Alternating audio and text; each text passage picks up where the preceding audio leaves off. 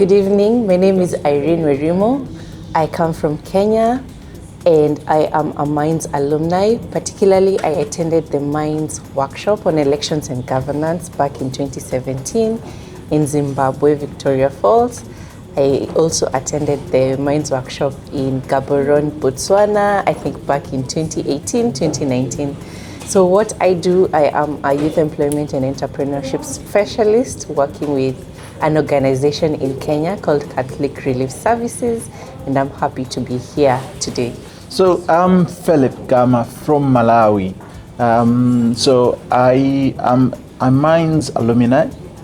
I joined the Mines family in 2019 through the regional meeting that was held in Zambia, Lusaka. And I work for a company called Farm Services Unit in Malawi. We do research. We are bringing in tech and digital and the digital platforms into agriculture to improve productivity, as well as make sure that we have efficiency in agriculture.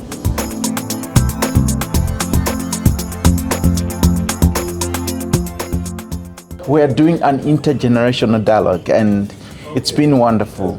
It's been wonderful. I think one thing that has clicked in my mind is that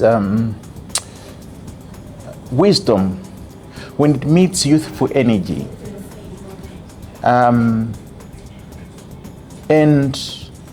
one generation impacts another generation, the other generation will not only dream, but will also act. So what was happening here is that another generation and the relationship between two generations was making us begin to dream better for Africa, and it was also exposing us to tools that are going to make us dream and act better and more efficiently to make sure that Africa does not only develop, but develops with the interest of Africa at heart.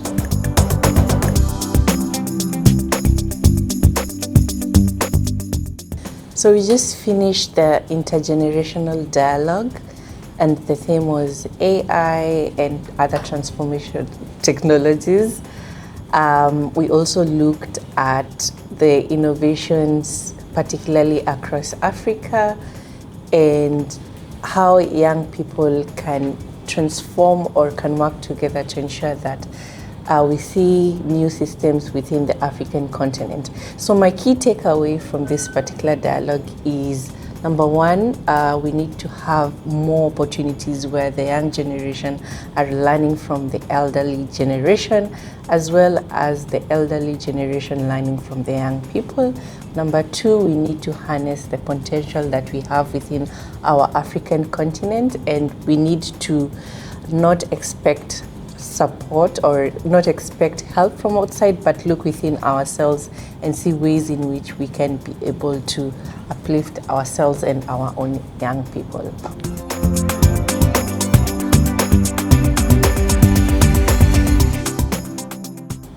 Quite honestly, it's a very good experience. Number one, you get to learn that the challenges that you're facing in your own country are not unique to yourselves, but other young people in other countries also face the same challenges. Again, you also get to brainstorm on the solutions that work within your different concepts or countries. And most importantly, I liked the aspect where we shared case studies of what has worked and what we can learn from each other. That way, each and every one of us was able to go back home with something that they can learn from another country and apply it in their own work.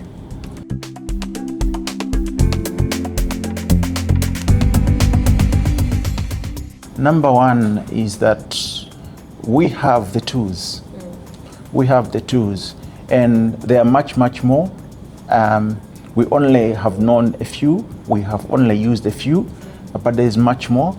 And the other thing is, I think one of the things that I've learned is that in many times we don't look at things soberly. We look at things from an emotional perspective, and we miss it.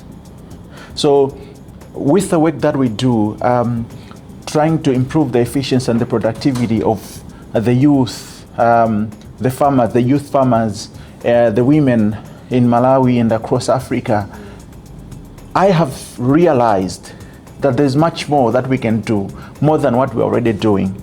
And the tools are there. Now, if I don't have the skills to use those tools, one thing I've also realized is, amongst ourselves, there is someone who has that skill. What was missing now, the missing link was, how do I get to find the one that has got that skill?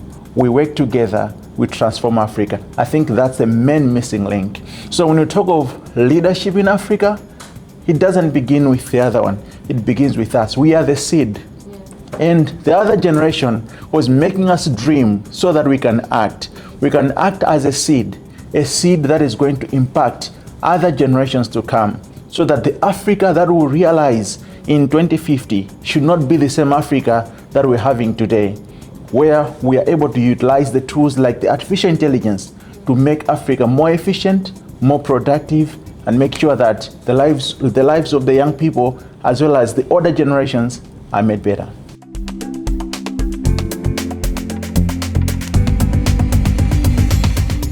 My dream for Africa is, number one, we will raise a generation that is different from the current situation that we are seeing in our African countries.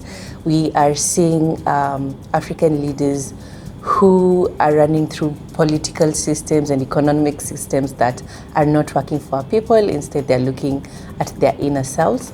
But hopefully we can be able to raise an African leadership that will create the Africa that is inclusive, the Africa that is forward progressing, the Africa that is confident enough to run the race with other continents out there, the Africa that will progress this nation to be the leader and the resourceful nation that we know it truly has. Basically, tap the potential that we know Africa has for our population. So that is my dream from this dialogue.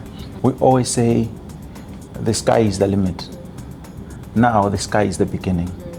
Thank you.